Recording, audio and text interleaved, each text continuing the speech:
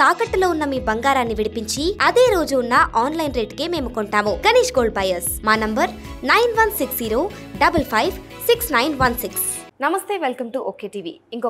మరొక Bigg Boss review ఎపిసోడ్తో అయితే మీ ముందుకు వచ్చేసాను. నిన్నటికైతే మనం బిగ్ బాస్ 11 ఎపిసోడ్ గురించి మాట్లాడుకున్నాము. అండ్ ఆల్సో క్యాప్టెన్సీ టాస్క్, వీటన్నిటిలో అయితే మనం బిజీగా ఉండిపోయాము ఇన్ని రోజులు. సరే, ఇంకా అంతా సర్దుకుంది కదా, ఇంకా ఏముంటుందిలే, క్యాప్టెన్ ఎలా ఉంటాడు, క్యాప్టెన్ నుంచి వచ్చే గొడవలు ఏంటి, ఇవన్నీ తర్వాత జరుగుతాయని అనుకునే లోపే బిగ్ బాస్ మరొక ట్విస్ట్ అయితే పెట్టేశాడనమాట. సరే, 12 స్టార్ట్ అయిపోయింది, అంతా బాగానే ఉంది. ఇంకా మన రీతు చౌదరి ఎలాగో అంటే చాలా ఫేవరెటిజం చూపించి మరి డీమన్ పవన్ అయితే గెలిపించుకుంది కదా, అక్కడితో ఊరుకుండాలి. మళ్ళీ ఇప్పుడు ఏడ్చి అనవసరంగా ఫేక్ సానుభూతి ఎందుకు అన్నది నా పాయింట్ అనమాట. అంటే ఆవిడే ఫస్ట్ ఇమాన్యుల్ని కావాలని ఓడించేసి, ఆవిడే ఫస్ట్ కావాలని బర్నీని కూడా ఓడించేసి, లాస్ట్కి డీమన్ పవన్ అయితే చాలా అంటే క్లియర్గా ఆమె ముఖంలో కూడా కనిపిస్తుంది నాకు, ఆమె కావాలని ఇదంతా చేసిందని చెప్పేసి. ఇంత చేసినాక మళ్ళీ ఇప్పుడు అనవసరంగా వచ్చి ఏడ్చినంత మాత్రాన చేసింది అయితే అయిపోదని నా ఫీలింగ్ అనమాట. అంటే బేసిక్గా మొత్తం హౌస్లో అయితే ఏడవన్నా ఏడవాలి, లేకపోతే అరవనన్నా అరవాలి. ఈ రెండు చేసి సాధిద్దామన్న స్ట్రాటజీతోనే అందరూ వస్తారని నాకు అనిపిస్తుంది అనమాట. సరే, ఇక్కడికైతే ఇంకా అయిపోయింది. పవన్ కళ్యాణ్ దగ్గరికి వెళ్ళి రీతు చౌదరి అయితే ఏడవడం స్టార్ట్ చేసింది అనమాట. నేను నిజంగా ఇట్లా కావాలని చేయలేదు, నిజంగా కావాలని, నువ్వు చేసినవి అయిపోయింది, ఇంకా నువ్వు చేయలేదు అని చెప్పినంత మాత్రాన చేయకుండా అయితే పోతుంది. సరే, ఇక్కడితో అయితే అయిపోయింది. ఈవిడ ఇంకెలాగో ఫేవరెటిజం చూపించి పవన్ అయితే క్యాప్టెన్ చేసుకుంది. ఇంకా ఈ పాయింట్ని ఇప్పుడు వదిలేస్తే అంతా బాగానే ఉంది అనుకుంటున్న టైంలో బిగ్ బాస్ మళ్ళీ ఇంకొక టాస్క్ అయితే అనౌన్స్ చేశాడనమాట. సో బేసిక్గా టెనెంట్స్లో ఇప్పుడు ఎంతమంది అయితే ఉన్నారో వాళ్ళల్లో ఎవరో ఒకరు టాస్క్ ఆడి పర్మనెంట్ ఓనర్గా అయ్యే అవకాశాన్ని బిగ్ బాస్ అయితే ఇస్తాడనమాట. సో టెనెంట్స్లోంచి అందరూ టాస్క్ ఆడి అందులో మొత్తం పోటీ పడి, బేసిక్గా ఈ టాస్క్ అనేది గ్రూప్ టాస్క్ కాదనమాట, ఇండివిజువల్ టాస్క్. సో ఎవరి కోసం వాళ్ళే ఆడాలి. ఏదో గ్రూప్ కోసం ఆలోచించో పక్కన వాళ్ళ మీద సానుభూతి చూపించో ఆడితే మాత్రం ఆప్షన్ అయితే దొరకదు లోపలికి వెళ్ళడానికి. సో అలా ఇండివిజువల్గా పోటీ పడి ఎవరైతే గెలుస్తారో వాళ్ళకైతే పర్మనెంట్ ఓనర్ అయ్యే ఛాన్స్ అయితే ఉందన్నమాట. సో సరే అని చెప్పేసి టాస్క్ అయితే అనౌన్స్ చేస్తాడు బిగ్ బాస్. సో టాస్క్ ప్రకారం ఏంటంటే, ఎవరు బయట గార్డెన్ ఏరియాలో ఉన్న ప్లేసెస్లో ఎవరికి వాళ్ళు టెనెంట్స్ అందరూ నిలబడితే కనుక ఓనర్స్ నుంచి ఇద్దరు వచ్చేసి ఒక బాస్కెట్లో ఉన్న టాయ్స్ అన్నిటిని విసురుతారనమాట. సో బేసిక్గా దాన్ని అంతా టెనెంట్స్ పట్టుకోవాలి. బట్ ఎన్ని వీలైతే అన్ని క్యాచ్ చేసి వెయిట్ చేసి ఆపర్చునిటీ కోసం టైం వచ్చినప్పుడు వెళ్ళి వాళ్ళకి ఇచ్చిన రెస్పెక్టివ్ బాస్కెట్స్లో ఆ టాయ్స్ని ఫిల్ చేసుకొని కాపాడుకోవాలి. ఇంకొకరు దాన్ని తీసుకోకుండా కాపాడుకున్నాక ఎవరి ఎండ్ ఆఫ్ ద బజర్ మళ్ళీ మోగే టైంకి ఎవరి బాస్కెట్లో అయితే తక్కువ టాయ్స్ ఉంటాయో వాళ్ళు ఎలిమినేట్ అయిపోయినట్టు అనమాట. సో ఇది టాస్క్. సరే, ఇంకా స్టార్ట్ అయిపోయింది గేమ్. అందరూ వచ్చి ఎవరి ప్లేసెస్లో వాళ్ళు ఉన్నారు. ఇంకా టెనెంట్స్ నుంచి మనం చూసుకుంటే కనుక ఫ్లోరా సైని ఉన్నారు, సంజన ఉంది, తనుజ ఉంది, రీతు ఉంది, తర్వాత మన రాము రాథోడ్ ఉన్నాడు, ఇమాన్యుల్ ఉన్నాడు. సో వీళ్ళందరూ అయితే గేమ్ ఆడారనమాట ప్రస్తుతం. ఎందుకంటే బర్నీ ఆల్రెడీ మనకు అక్కడ ఓనర్స్లోనే ఉండిపోయాడు కాబట్టి అక్కడే ఉండిపోయాడు. ఇంకా టెనెంట్స్లో వీళ్ళందరూ ఆడుతూ ఉన్నారు. సరే, స్టార్ట్ అయిపోయింది గేమ్. అన్ని టాయ్స్ వేశారు, పట్టుకున్నారు, వెళ్ళి వాళ్ళ రెస్పెక్టివ్ బాస్కెట్స్లో అయితే వేసేసుకొని ఎవరికి వాళ్ళు సేవ్ చేసుకోవడం స్టార్ట్ చేశారనమాట. సరే, ఇక్కడి వరకు బాగానే ఉంది. సేవ్ చేసుకుంటున్నప్పుడు ఏమైందంటే, ఫ్లోరా సైని బాస్కెట్లో ఉన్న టాయ్స్ అన్నిటిని రాము రాథోడ్ దొంగతనం చేయడానికి ట్రై చేశాడనమాట. సో ఇప్పుడు అంటే అలా ఏ స్ట్రాటజీ అయినా ఉపయోగించవచ్చు. బేసిక్గా అయితే ఎండ్ ఆఫ్ ద బజర్ మోగినప్పటికీ టైంకి ఎవరి దగ్గర అయితే తక్కువ టాయ్స్ ఉంటాయో వాళ్ళు ఓడిపోయినట్టు అనమాట. సరే అని చెప్పేసి అంతా అయిపోయింది. ఇంకా ఫ్లోరా సైని బాస్కెట్లో ఉన్న టాయ్స్ అన్నింటిని రాము రాథోడ్ గట్టిగానే దొంగతనం చేశాడనమాట. సరే, ఇక్కడితో అయిపోయింది. ఇంకా ఆవిడకి ఏం చేసేది లేక లాస్ట్కి ఇంకా రాము రాథోడ్ దగ్గర నుంచి సంజన తీసుకోవడం స్టార్ట్ చేసింది. ఇంకా సంజన వెళ్ళి రీతు దగ్గర, ఫ్లోరా ఇప్పుడు ఇంకేం చేసేది లేక బాస్కెట్ ఖాళీ అయిన టైంకి రీతు దగ్గరికి వెళ్ళి టాయ్స్ దొంగతనం చేయడానికి ట్రై చేసింది అనమాట. ఎందుకంటే తన బాస్కెట్లో ఇంకా జీరో అయిపోయాయి మొత్తం, ఇంకేం లేవు అక్కడ, అందరూ తీసేసుకున్నారు వచ్చి. సో ఇప్పుడు రీతు దగ్గరికి వెళ్తే రీతు మాత్రం గట్టిగా అంటది అనమాట. అంటే నువ్వు టాయ్ తీసుకొని అయితే నా దగ్గర నుంచి వెళ్ళవు అని చెప్పేసి గట్టి ధమ్కి ఇస్తుంది. అంటే రీతు ఎంతసేపు ఉన్నా అయితే ఏడుస్తుంది, లేకపోతే నువ్వు వేసుకొని పడిపోతుంది. బేసిక్గా రెంట్లో ఏదో ఒకటి వేస్తుంది అనమాట. ఆమె గేమ్ తప్ప అన్నీ చేస్తుంది. సో చేసింది మొత్తానికైతే. ఫ్లోరా సైని గట్టిగానే ట్రై చేసింది. But end of the buzzer మోగేసరికి ఫ్లోరా అయితే ఎలిమినేట్ అయిపోయింది అనమాట. సో సంజన ఏం చేసిందంటే, ఇక్కడ నాకు నిజంగా ఇది ఒక్క పాయింట్లో సంజన చాలా నచ్చింది అనమాట ఈ హోల్ టాస్క్లో.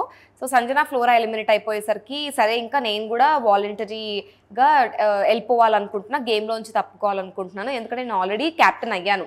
సో ఓనర్కి ఉండాల్సిన లగ్జరీస్ అన్నీ నేను ఒక 1 వీక్ పాటు తీసుకున్నాను. So rest of the people ఎవరైతే ఉన్నారో వాళ్ళు ఎవరు ఇంతవరకు ఓనర్ అవ్వలేదు.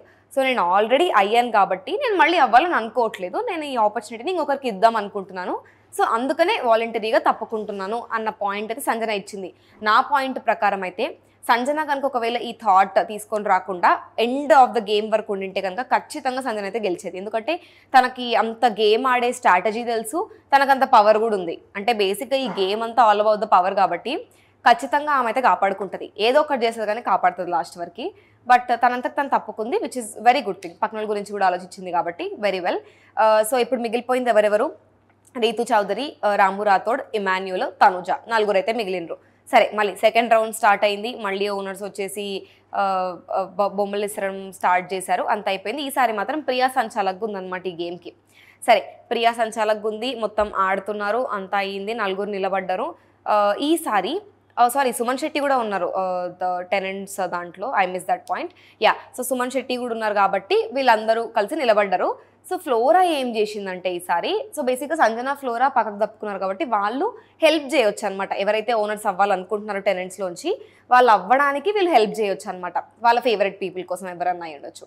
సో వచ్చేసి ఫ్లోరా యాక్చువల్గా ఏం చేస్తుంది అంటే ఇక్కడ పట్టేసుకొని పక్కన తనుజ బాస్కెట్లో పట్టుకున్నప్పుడు సుమన్ శెట్టిని అడుగుతుంది అనమాట, ఆ బాస్కెట్ ఖాళీగా ఉంది, తీసేసుకోండి సుమన్ అన్న, తీసేసుకోండి ఫాస్ట్గా, మీరు విన్నర్ అవుతారు అని చెప్పేసి. బట్ సుమన్ శెట్టి మాత్రం not even a single toy అస్సలు తీసుకోవడం నేను చూడలేదు. మొత్తం చాలా ఫెయిర్ ఎనఫ్గా ఆడాడు.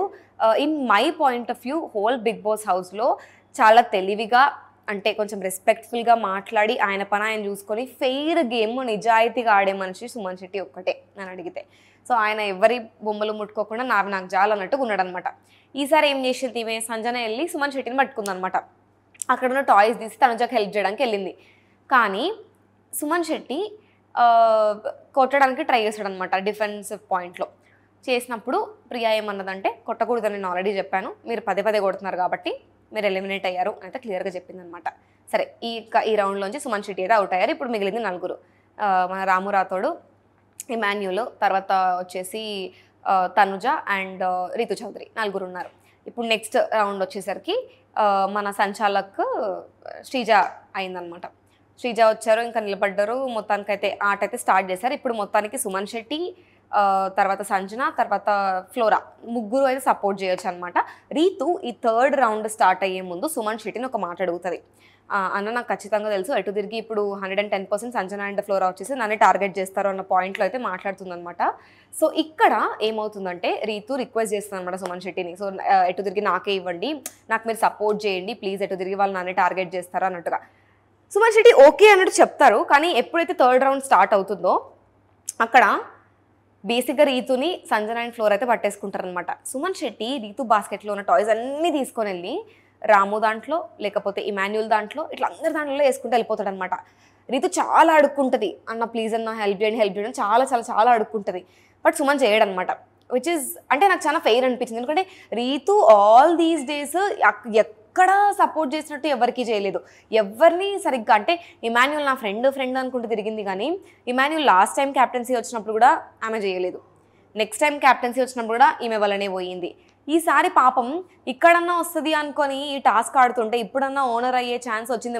ఎందుకంటే నన్ను అడిగితే మొత్తం టెనెంట్స్లో ఇమాన్యుల్ చాలా హార్డ్ వర్కింగ్, భరణి తర్వాత. ఇప్పుడంటే భరణి ఓనర్ అయ్యాడు కాబట్టి సరిపోయింది, కానీ ఇమాన్యుల్ మాత్రం చాలా చాలా హార్డ్ వర్కింగ్ అనమాట. ప్రాపర్గా గేమ్ స్ట్రాటజీ పెట్టి ఆడతాడు, అన్నీ ప్రాపర్గా ఉన్నాయి. కానీ ప్రతి సింగిల్ టైమ్ ఫేవరెటిజం వల్లనో లేకపోతే ఎవరికో సపోర్ట్ చేయడం వల్లనో ఇమాన్యుల్కి అయితే ఆపర్చునిటీ వెళ్ళిపోతుంది. ఆయన హార్డ్ వర్క్ అయితే ఇక్కడ ఎక్కడ నాకు ప్రూఫ్గా అనిపించట్లేదు వచ్చినట్టు. ఎక్కడ ఆయనకి ఏ ఫ్రూట్ లేదు ప్రాపర్గా ఆయన హార్డ్ వర్క్కి. సో మొత్తానికైతే ఇమాన్యుల్ ఈసారి కూడా పాపం ఆడుతూ ఉన్నప్పుడు రీతు చౌదరి బాస్కెట్లోంచి అన్నైతే తీసేస్తారు. సరే, ఇంకా నెక్స్ట్ స్టార్ట్ అవుతుంది. ఇప్పుడు రీతును వదిలేసేసరికి రీతు ఏం చేస్తుంది అంటే రాము బాస్కెట్లో ఉన్న టాయ్స్ అన్నీ తీసుకుని వెళ్ళి ఆ బాస్కెట్లో వేసేసుకుంటుంది. అసలు రాము ఆమె బాస్కెట్లో నుంచి ఒక టాయ్ కూడా లేపేలే. ఈమె మాత్రం తీసుకుపోయి మొత్తం ఈడు గౌతమ్ బుద్ధుడు లాగా నిలబడి అలాగే చూస్తూ ఉంటాడనమాట. అంటే ఏమీ ఆన్సర్ ఇవ్వడు, ఒక మాట మాట్లాడు.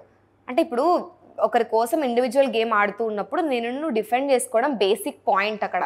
ఇప్పుడు నువ్వు టాయ్స్ తీయలేదు అన్నప్పుడు నువ్వు ఎందుకు అసలు గివ్ అప్ చేయాలి, ఎందుకు నీ బాస్కెట్లో టాయ్స్ పక్కన వాళ్ళకి ఇచ్చేసేయాలి, వెరీ వ్యాలిడ్ పాయింట్.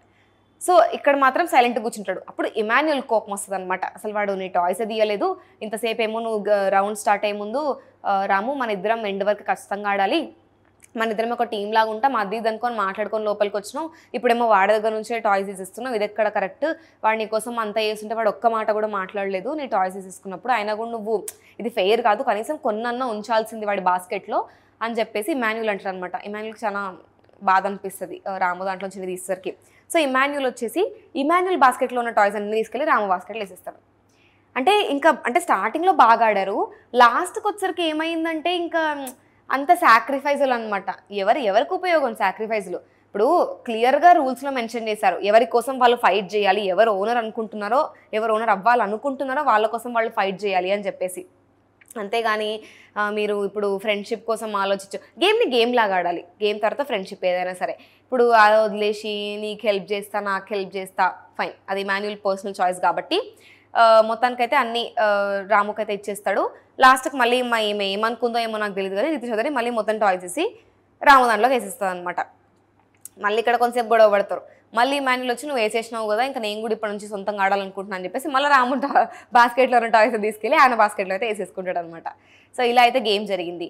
తనుజ దాంట్లోంచి తీసుకోవడానికి వెళ్ళినప్పుడు తనుజ ఒక్కటే చెప్తుంది మొక్కం పైన సంజనకి, అసలు వద్దు, నేను ఫెయిర్గా ఆడాలనుకుంటున్నా, నాకు ఎవరి టాయ్స్ వద్దు, నా టాయ్స్ ఎవరికి వద్దు, సో నేను ఆడుకోనియండి, నాకు ఎవరు సపోర్ట్ వద్దు అని చెప్పేసి తనుజ చెప్తుంది అనమాట. సరే ఇంక ఇక్కడితో అయిపోయింది. ఇంకా రీతునైతే ఇందులోంచి ఎలిమినేట్ చేస్తారు. ఇప్పుడు రీతు పోయినాక ఆల్రెడీ తనుజ మస్తు గొడవ పడింది అనమాట రీతుతో. అసలు నేను చూశాను, నువ్వు అక్కడ అన్నావు ఆల్రెడీ రాముతో ఫస్ట్ తనుజానే టార్గెట్ చేద్దామని, నేను అన్ని కనిపెట్టేసాను, నాకు ఇప్పుడు వచ్చి మాటలు చెప్పకు అని పెద్ద గొడవ అయితే అవుతుంది తనుజకి రీతుకి మధ్యలో. గట్టి కొట్టుకున్నారు, ఫుల్ మంచి హీటెడ్ డిస్కషన్ అయితే అయింది అక్కడ. సరే ఇక్కడతో అయిపోయింది. ఇంకా మనకు తెలిసిందే ఇప్పుడు ఇంత గొడవ పడ్డాక రీతు వదులుతుందా తనుజని? ఇంపాసిబుల్. కాబట్టి ఇంకా ఆమె సైడ్కి వెళ్ళిపోయినాక సపోర్ట్ చేసే దాంట్లో రీతు వచ్చి తనుజని పట్టుకుంటుంది అనమాట. ఎట్లా అంటే ఆమెను కింద వాడేసి బాస్కెట్లు పట్టేసుకొని నెక్స్ట్ రౌండ్కి సంచాలకు వచ్చేసి మన హరీష్ గారు ఉన్నారనమాట. సో మొత్తానికైతే ఏమేమో చేసి గట్టిగా పడేసి మొత్తం బొమ్మలని తీసేసుకోవడానికి అయితే ట్రై చేస్తుంది అనమాట. తర్వాత వచ్చి మళ్ళీ సంజన ఫ్లోరా హెల్ప్ చేస్తారు ఇంకా లాస్ట్కి మళ్ళీ తనుజకి ఇట్లా కాదని చెప్పేసి. సో లాస్ట్లో ఇంకా ఏం చేయాలో తెలియక ఇంకా మొత్తం లాగేసుకున్నప్పుడు ఏమీ లేక ఇంకా తనుజ అయితే ఖాళీ అయిపోతుంది. లాస్ట్కి మిగిలింది రాము రాథోడ్ మరియు ఇమాన్యుల్ ఇద్దరే ఉన్నారు కాబట్టి ఇక్కడితో అయితే టాస్క్ ముగిసిందనమాట. సో ఇప్పుడు లాస్ట్కి వచ్చేసరికి ఇప్పుడు మనకి ఇంకా ఇమాన్యుల్ రాము రాథోడ్లో ఎవరో ఒక్కరే లోపలికి వెళ్ళే అవకాశం అయితే ఉంది. సో ఇప్పుడు బిగ్ బాస్ ఏమంటాడంటే మళ్ళీ టెనెంట్స్ అందరూ కలిసి కలెక్టివ్గా మాట్లాడుకొని ఎవరో ఒక్కరిని లోపలికి పంపించండి అంటాడు. ఇక్కడ మళ్ళీ ఎంత నక్క తెలివితేటలు చూపించింది రీతు చౌదరి. లోపల పోయిన అందరు మాట్లాడుకుంటున్నారు ఒక చోట నిలబడి, సంజన, తర్వాత రీతు చౌదరి, తర్వాత ఫ్లోరా, సుమన్ శెట్టి, తనుజ, 5 అయితే మాట్లాడుకుంటున్నప్పుడు మన తనుజకి అయి ఉండొచ్చు, ఫ్లోరాకి అయి ఉండొచ్చు, సుమన్ శెట్టికి అయి ఉండొచ్చు ఇమాన్యుల్ లోపలికి వెళ్ళడం ఇష్టం. అండ్ మనకి ఇప్పుడు సంజనాకి వచ్చేసి ఇమాన్యుల్, రాము ఇద్దరిలో ఎవరు వెళ్ళినా కూడా ఓకే. నెక్స్ట్ ఇప్పుడు మన రీతుకి వచ్చేసి రామునే వెళ్ళాలంటే ఇప్పుడు సరే ఇక్కడ వరకు బాగానే ఉంది కదా. అందరు ఇప్పుడు పాయింట్స్ చెప్పండి ఏంటంటే కలెక్టివ్గా ఓటింగ్ చేసినప్పుడు మెజారిటీ ఇమాన్యుల్కే వచ్చింది కాబట్టి ఇమాన్యుల్ని పంపిద్దామని చెప్పేసి సంజన అంటది అనమాట. ఇక్కడ ఓటింగ్ కాదు, మీరు వ్యాలిడ్ పాయింట్స్ చెప్పి ఎలెక్ట్ చేయండి, అదే కరెక్ట్ అవుతుంది. టఫ్ ఫైట్ ఇచ్చింది రాము స్టార్టింగ్ నుంచి ఎండింగ్ వరకు అంటే నాకు ఒక సెకండ్ నవ్వు వచ్చింది ఆ పాయింట్కి. అంటే ఇమాన్యుల్ ఇంత కష్టపడ్డాడు, ఇంత చేసిండు, పాపం రాము కోసం ఆయన టాయ్స్ కూడా గివప్ చేయడానికి రెడీ అయ్యిండు, పాపం వాళ్ళ టీం కోసం మొత్తం గివప్ చేయడానికి రెడీ అయ్యిండు. సరే ఇది ఇండివిజువల్ టాస్క్, కలెక్టివ్ టాస్క్ కాదు కాబట్టి ఆ స్ట్రాటజీ ఇక్కడ వర్క్ అవ్వదేమో నాకు తెలీదు. బట్ పాయింట్ ఏంటంటే ఇక్కడ మొత్తానికైతే హార్డ్ వర్క్ చేసింది రాము కంటే ఎక్కువ ఇమాన్యులే. ఎందుకంటే రాము ఎంతసేపు ఉన్నా సైలెంట్గా ఉన్నాడు, కానీ ఆమె తీసుకున్నప్పుడు సైలెంట్గా ఉన్నాడు, ఇచ్చేసినప్పుడు సైలెంట్గా ఉన్నాడు, వీళ్ళిద్దరు గొడవ పడుతున్నప్పుడు సైలెంట్గా ఉన్నాడు, బేసిక్గా నోరు మూసుకొనే ఉన్నాడు అనమాట త్రూ అవుట్ ద టాస్క్. ఇప్పుడు ఇంకా లాస్ట్కి వెళ్ళేసరికి తనుజ కోపం వస్తుంది అనమాట, వచ్చి ఇమాన్యుల్ దగ్గరికి వెళ్ళేసి చెప్తుంది అనమాట, మనం నెక్స్ట్ టైం ఆడుకుందాం, అవసరం లేదు అని చెప్పేసి రాముని చేయండి ఓనర్ని అని చెప్పేసి. అంటే అవసరం లేదు, మళ్ళీ ఇప్పుడు రీతు ఇంతసేపు ఆవిడే రాము కావాలని అడిగింది, మళ్ళీ ఇప్పుడు ఆవిడే అవసరం లేదు, మీరు కరెక్ట్గా ఫెయిర్గా, అప్పుడు మనం ఊకుంటామా? మనకు నోరు ఊకుంటుందా? ఖచ్చితంగా మాట్లాడాలి కదా ప్రతిదానికి.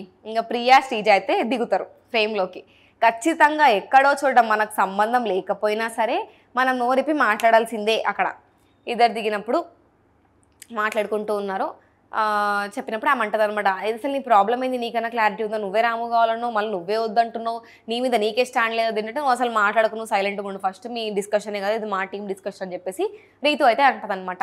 సరే ఇంకా అయిపోయింది, వదిలేసేయండి, మీ మీద మీకు స్టాండ్ లేదని చెప్పి తిట్టేసి ఊరుకుంటారు అనమాట వాళ్ళందరూ.